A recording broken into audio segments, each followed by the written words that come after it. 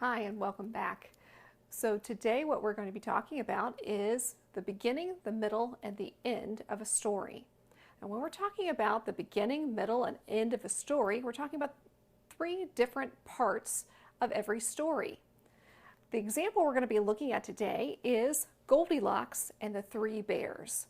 Now hopefully you know this story already about Goldilocks and her visit with the three bears. Let's think about the beginning of this story. How does it start out? What happens at the very first part of the story of Goldilocks and the Three Bears? Do you remember?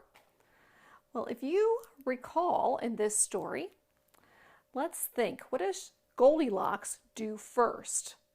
Well, the very first thing she does, if you will recall, at the beginning of the story, Goldilocks walks into the bear's house.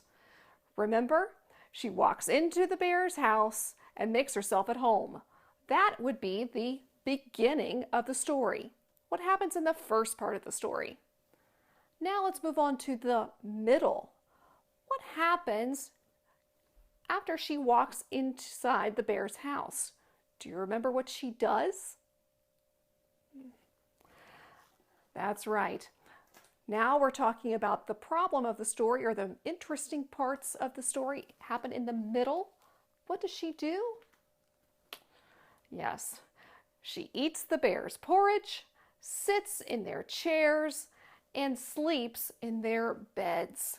She just makes herself at home at the bear's house, doesn't she? All of that happens in the middle of the story.